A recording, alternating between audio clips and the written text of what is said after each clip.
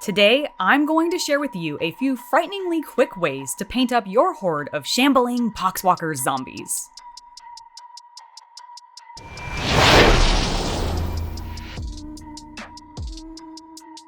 Hey guys, I'm Angela and welcome back to Hobby Night.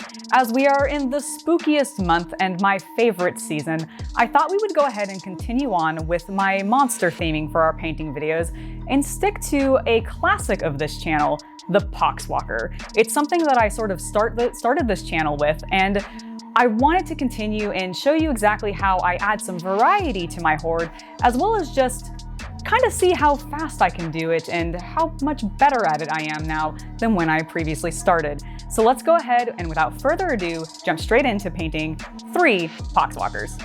First, here are the paints I'll be using in this video. I primed each mini in Wraithbone and have a pot nearby for cleanups. For my contrast paints, we'll start with Blood Angels Red, Militarum Green, Snakebite Leather, Ultramarine Blue, Volupus Pink, Black Templar, Iyanden Yellow, Apothecary White, Plaguebearer Flesh, Nazdreg Yellow, Skeleton Horde, and Magos Purple. The shades that I will be using are Carroburg Crimson, Cassandora Yellow, Reichland Flesh Shade, Drakenhof Nightshade, Aggress Earthshade, Drukhari Violet, and Bielton Green. And finally, we'll also be using Skink Blue, the dry paint, as well as the texture paint, Armageddon Dust. Now, I like to add some flavor to my Poxwalkers by varying their flesh tones and clothing. So our friend here with the prosthetic arm, this is Dax the Mechanic, and he will be rocking a green flesh tone and leather skirt. Our next walker will be my pink monstrosity, Pinky 2.0, with denim blue jeans. And this handsome lab coat wearing zombie, Bill, will be jaundiced yellow with a dirty white coat. I imagine he was a frontline medic during the Plague Wars when Grandfather Nurgle embraced him. As you can see, I made sure to get a nice, even coat of Wraithbone on each miniature, and now it's time, I think, to begin with their flesh tones. I start with a single coat of Plaguebearer flesh on Dax. This is going to be the foundation of what is going to be a much richer green color tone later on.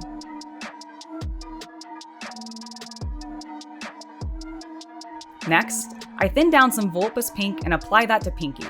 I'm gonna be honest with you guys, I wish at this point I had actually thinned this paint a little bit more, just so I could have maintained a bit more depth than what I actually end up with by the end of this video.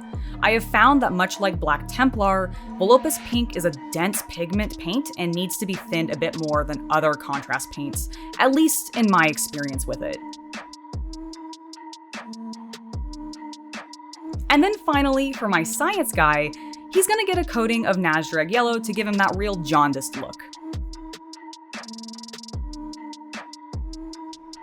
At this point, I do my one and only cleanup stage, using my original primer color so that their clothes, weapons, and poxes are ready for paint.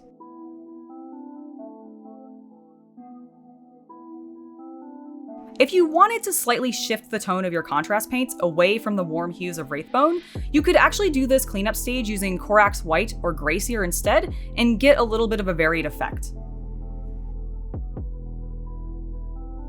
There, they are nice and tidy now and ready for some more paint. For the next section, we will be using the same couple of colors on each zombie. This will assist me in creating cohesion amongst the unit and tie them into the overall color scheme I've been using on the rest of my Death Guard army. So, like almost all the other Poxwalkers, these 3 will sport some Magos purple on their tentacles, guts, and other wiggly bits.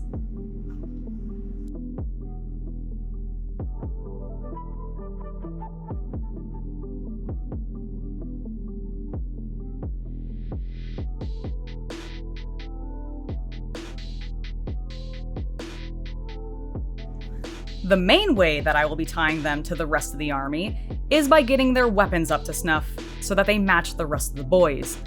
I'm going to apply a single coat of Black Templar to all of their weapons. Because of the dry brush that I will be hitting them with later, I do not concern myself with actually thinning this paint too much like I had mentioned when we discussed the Volupus pink. The bright blue of the dry brush is going to pop any details back out without any problems, so I'm really not worried about it here.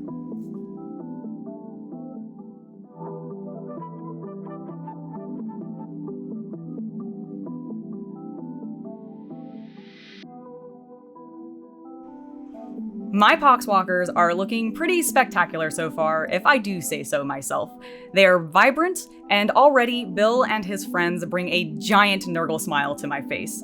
But now I think it's time that we go ahead and get to work on their clothing. So for this, I will grab a couple of different colors, starting with Snakebite leather for all of the leather bits on both Bill and Dax.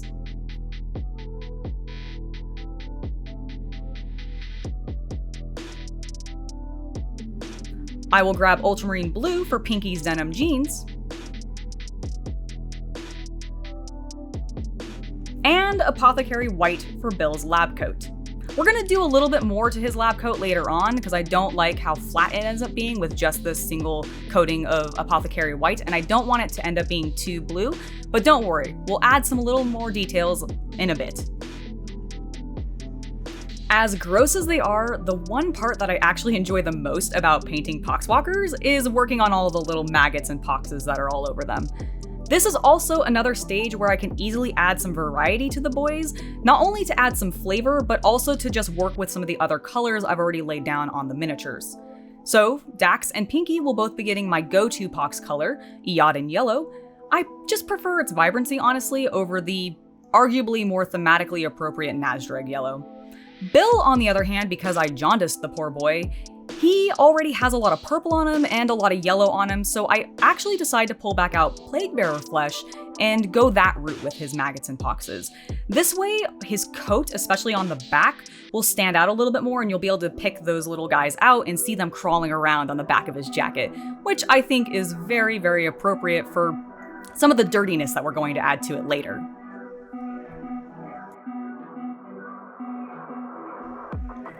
Next, let's make the easiest decision in all of painting, applying Skeleton Horde to all of their bone bits. I have genuinely yet to find an easier way of getting just excellent looking bones and horns than using this paint.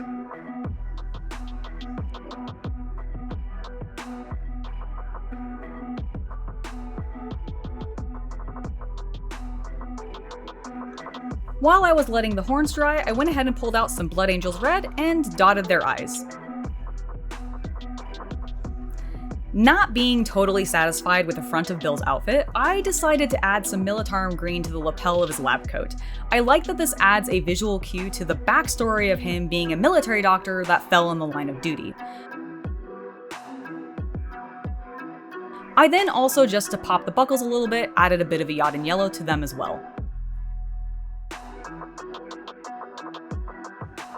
Now that I'm feeling better about how my zombies are dressed, I think it's time to finish up their weapons with a nice quick dry brush of skink blue.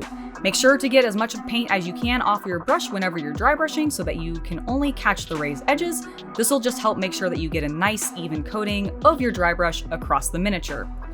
This was actually a purely visual choice I made when I began my Death Guard army, simply to make them stand out as my army. There was a couple people who also ran Death Guard, so I just really wanted a visual distinction. But honestly, it actually had the added benefit of I was able to more quickly learn and remember exactly what weapons my men were running. And it's certainly a worthwhile visual aid that if I were to ever teach somebody using my Death Guard army, I think it would be a good way for me to help them learn, hey, this is what this weapon does, especially if they've never played the game before. So honestly, it's something to keep in mind if you're ever helping somebody who's new build their army and paint it, because it might be a good aid for them as well.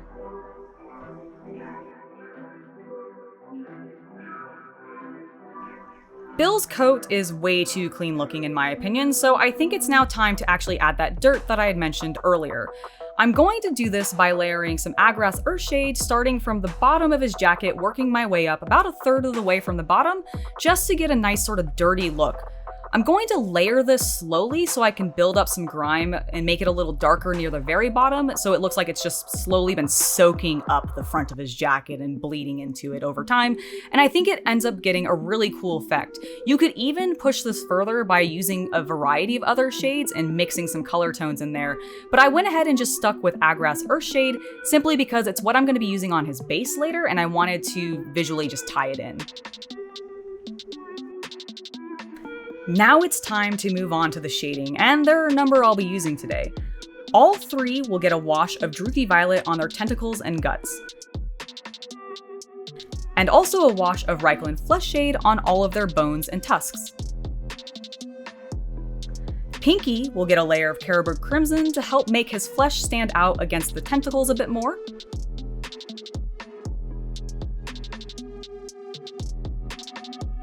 For his blue jeans, a coating of Drakenhof Nightshade to sort of smooth the paint a little bit and deepen that color tone.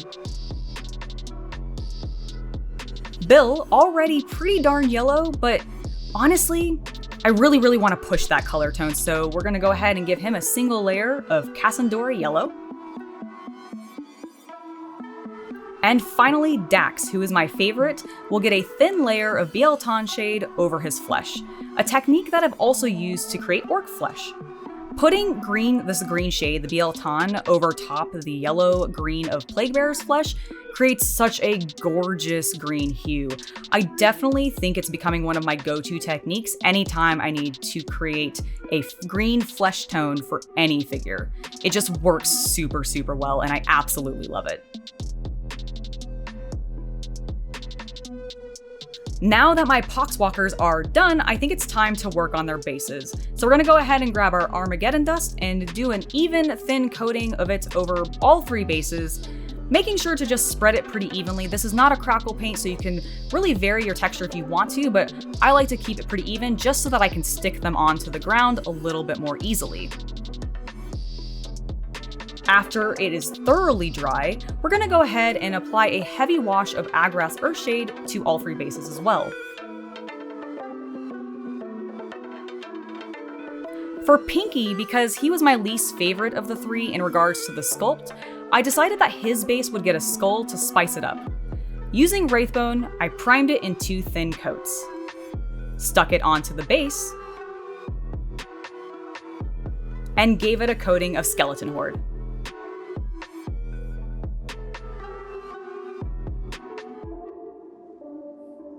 Angela! What is all this? I might have a problem.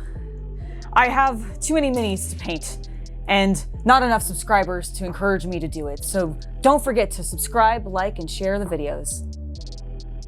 And here they are, my humble zombie boys. And I'm really happy with how they came out, and I'm hoping that this tutorial sort of illustrated to you how you can add a little bit of variety to your Horde armies with not a whole lot of colors and honestly a lot of shades. We ended up using a lot of shades in this video, and I had a lot of fun with it actually because I got some really great vibrant colors and some depth out of these.